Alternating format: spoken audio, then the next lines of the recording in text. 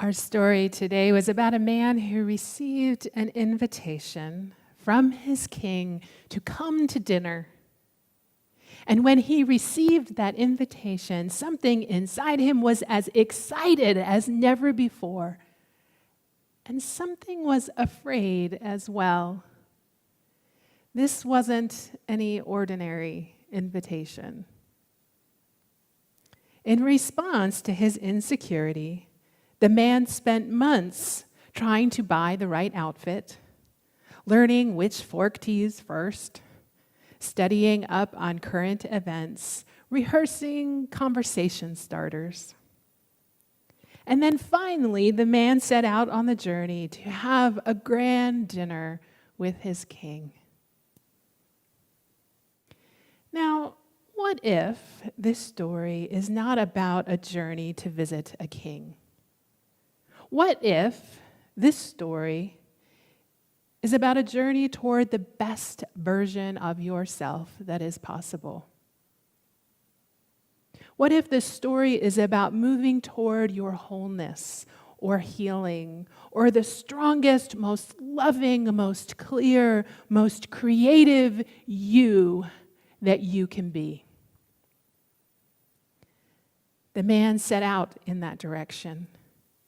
Bag packed full of his new clothes, some food, tools to build adequate overnight shelter along the way.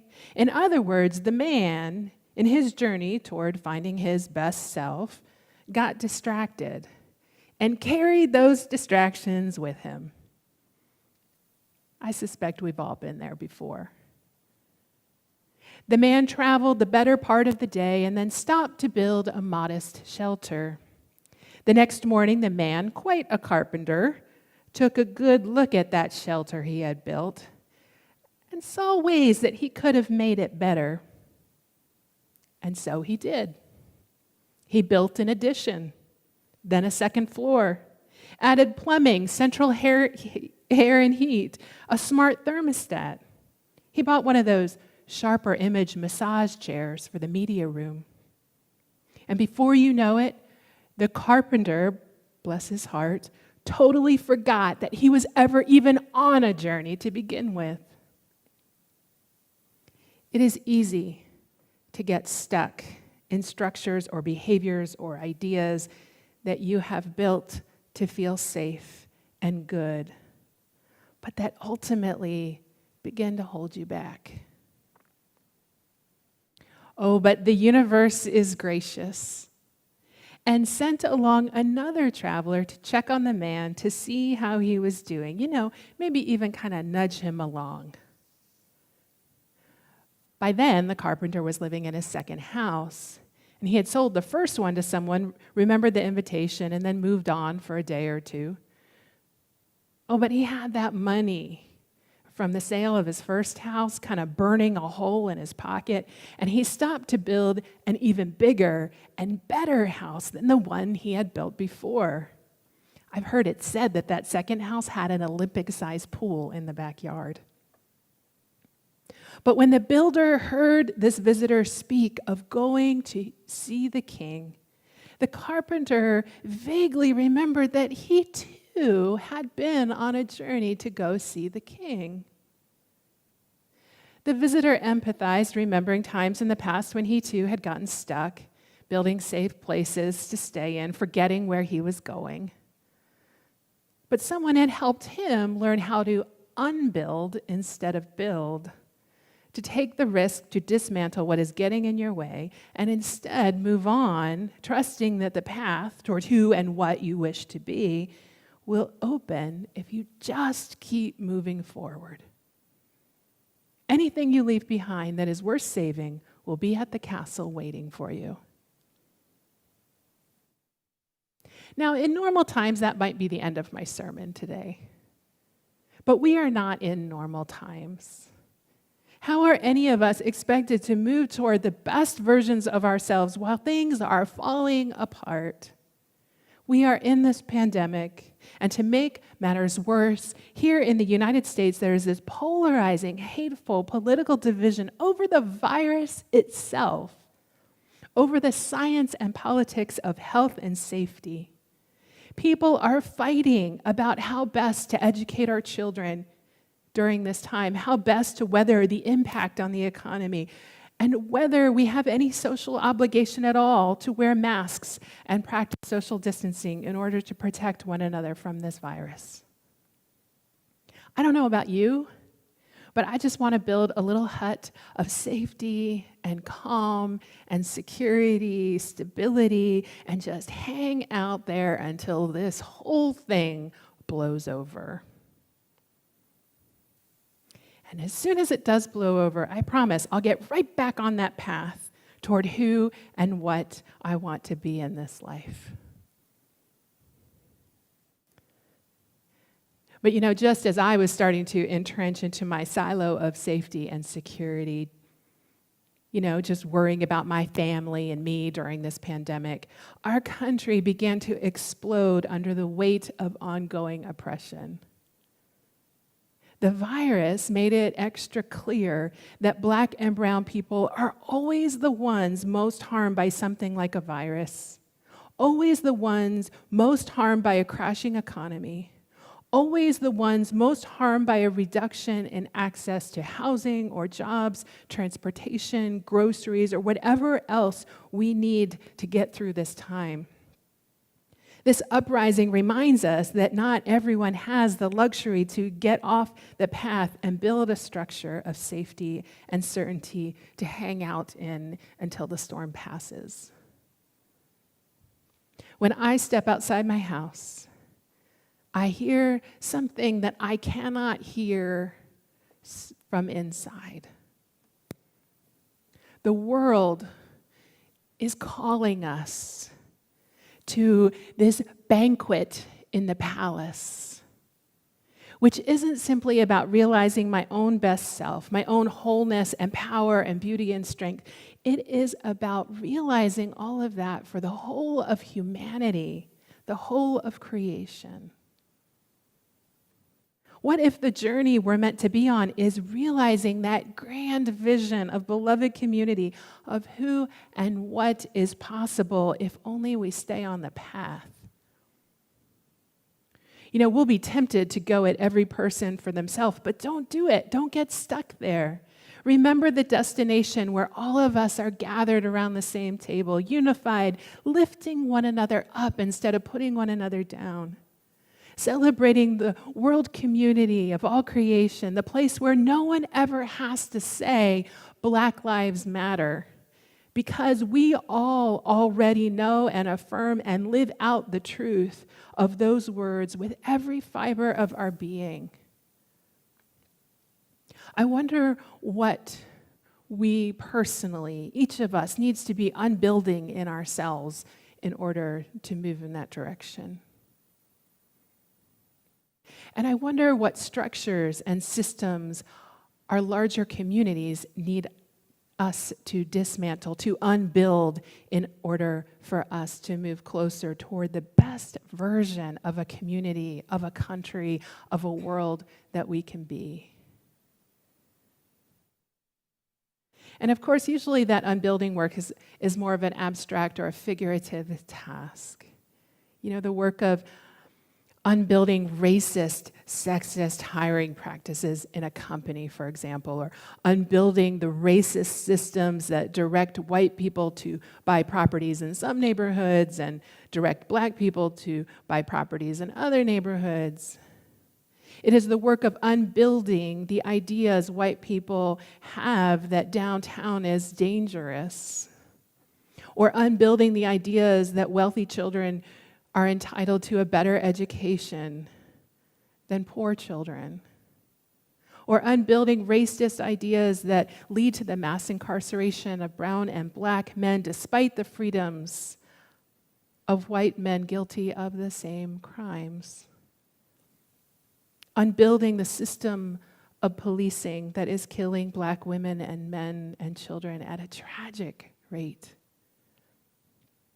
To keep on the journey toward that beloved community, we are figuratively unbuilding thoughts and systems, but sometimes that building and unbuilding is literal, like literally building into low-income neighborhoods more grocery stores and banks, and unbuilding liquor stores and unjust payday loan places. And as of late, I've been thinking about the literal building and unbuilding of historical monuments. When I lived in Texas, I was very interested in the putting up and taking down of memorials to the Confederacy. And likewise, I've been watching very closely the aftermath from this past June when the city of Wilmington removed two long-standing statues, one of Christopher Columbus and one of Caesar Rodney. And I suspect among those of you who are listening right now, there is a mix of opinions about whether a likeness of Caesar Rodney and a likeness of Christopher Columbus belong in our public square. Let's take Caesar Rodney, who in 1776 famously rode his horse in haste the 70 miles from Dover to Philadelphia in the rain to break Delaware's tie by adding his signature to the Declaration of Independence.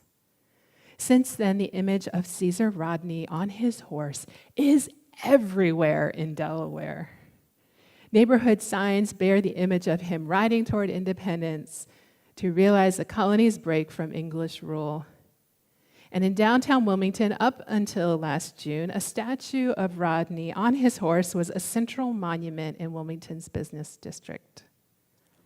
Mayor Mike Perzicki said that the statues are being removed and restored so that there can be an overdue discussion about the public display of historical figures and events. And so what are these discussions about?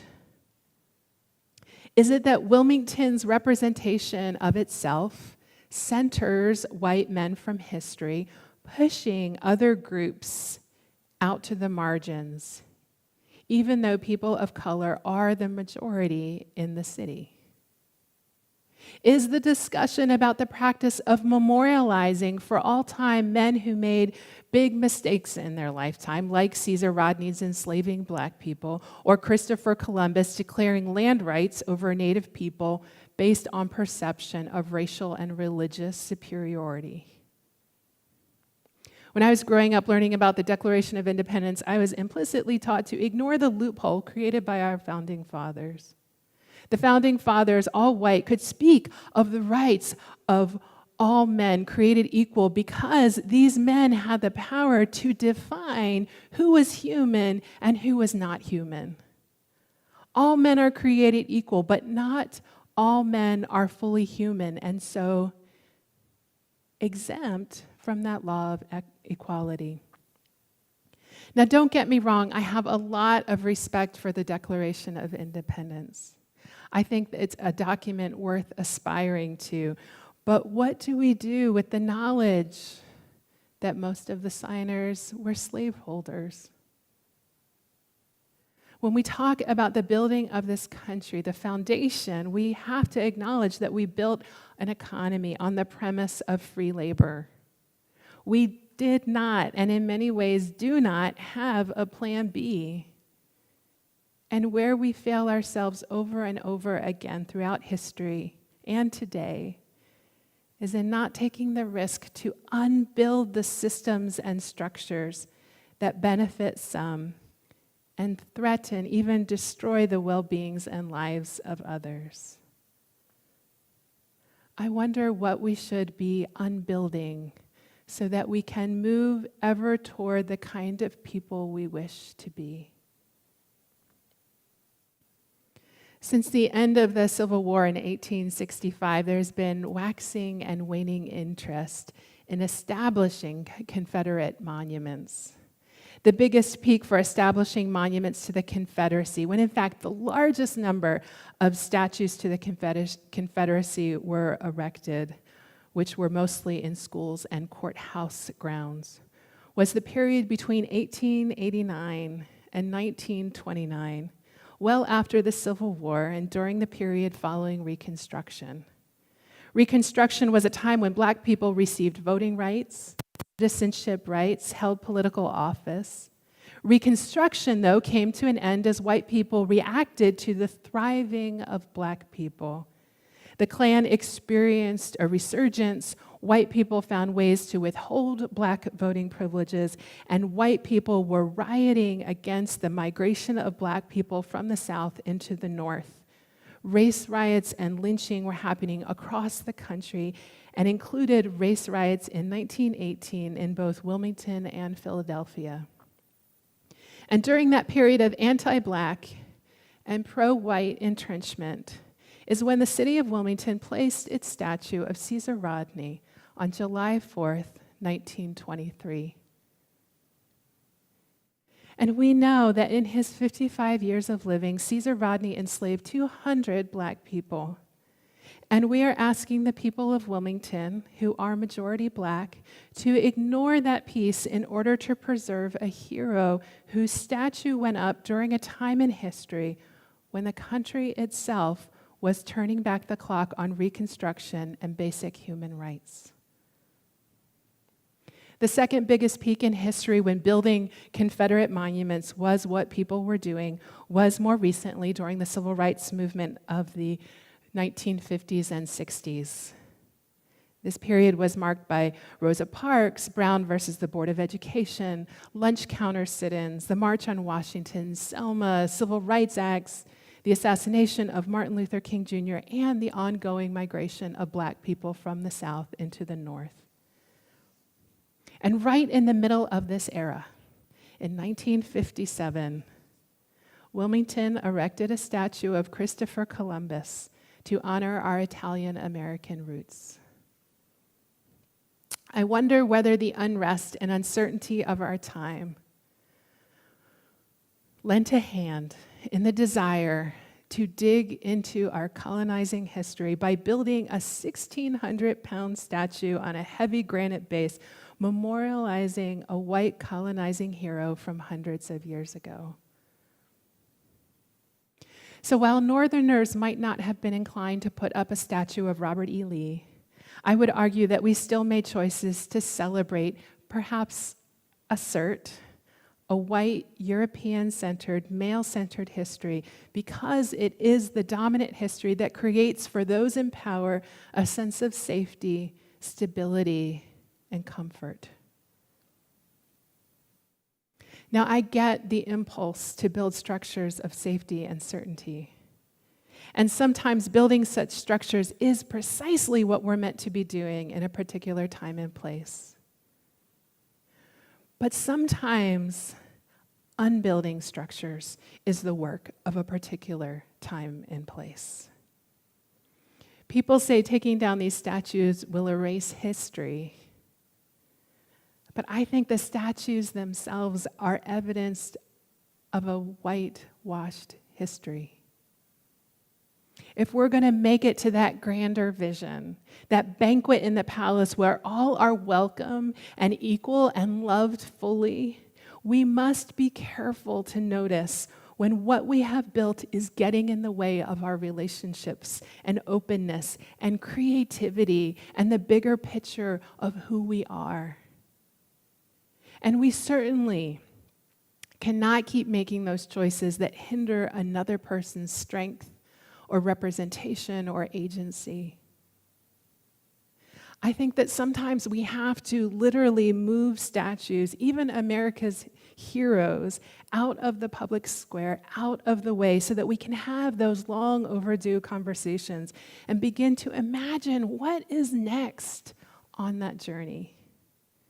We have to deconstruct our history so that we can build communities that reflect who and what we are, so that we can build communities that truly honor the 18th century vision of freedom and justice for all by including more people and bigger ideals than even our most laudable founding fathers had the capacity to imagine. This is our work in all times, and most especially right now. May it be so.